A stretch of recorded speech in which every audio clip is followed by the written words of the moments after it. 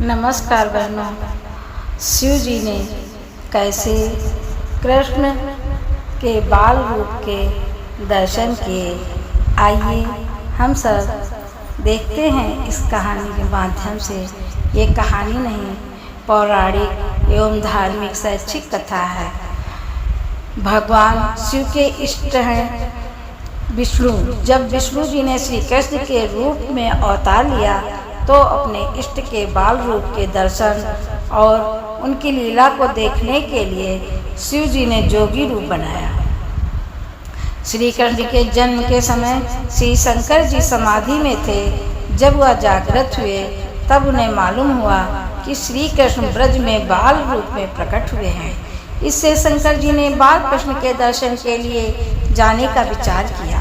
शिव जी ने जोगी का स्वांग रचाया और उनके दो गण श्रृंगी व भृंगी भी उनके शिष्य बनकर साथ चल दिए। श्री कृष्ण चंद्र गोविंद हरे मुरारी, हे नाथ नारायण वासुदेवा। हरे कृष्ण गोविंद हरे मोहन मुरारे, हे नाथ नारायण वासुदेवाय। श्री कृष्ण गोविंद हरे मुरारे, हे नाथ नारायण वासुदेवाय का कीर्तन करते हुए वे नंदगांव में माता यशोदा के द्वार पर आकर खड़े हो गए। अलख निरंजन शिव जी ने आवाज लगाई, आज परमात्मा कृष्ण रूप में प्रत्यक्ष प्रकट हुए हैं।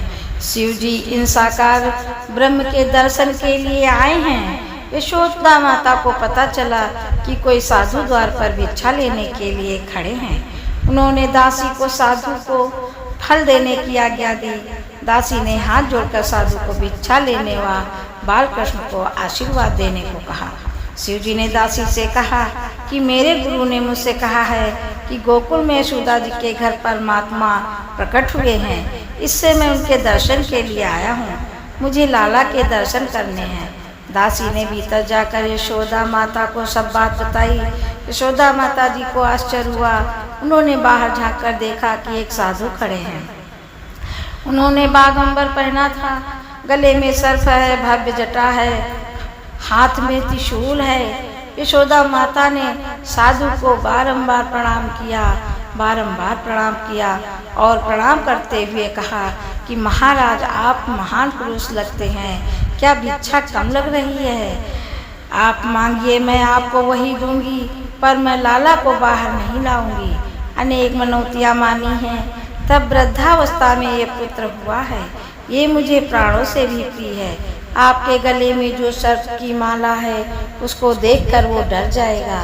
जोगी वेशधारी शिव जी ने कहा, मैया, तुम्हारा पुत्र तो देवों का देव है, वो काल का भी काल है और संतों का तो सर्वस्व है।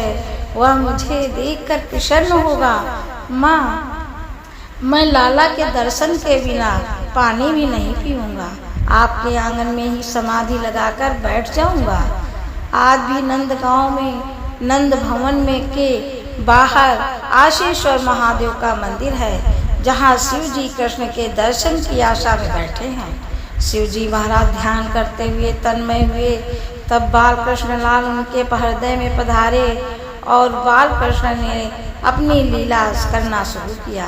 बाल कृष्ण ने जो से रोना शुरू कर दिया।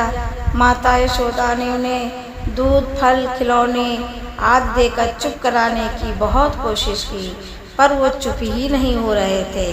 वो तो अपने इष्ट भोले बाबा के उसमें मग्न थे। वो भी दर्शन करना चाहते थे और भोले बाबा भी। एक गोपी ने माता यशोदा से कहा कि आंगन में जो साधु बैठे हैं उन्होंने ही लाला पर कोई मंत्र फेर दिया है।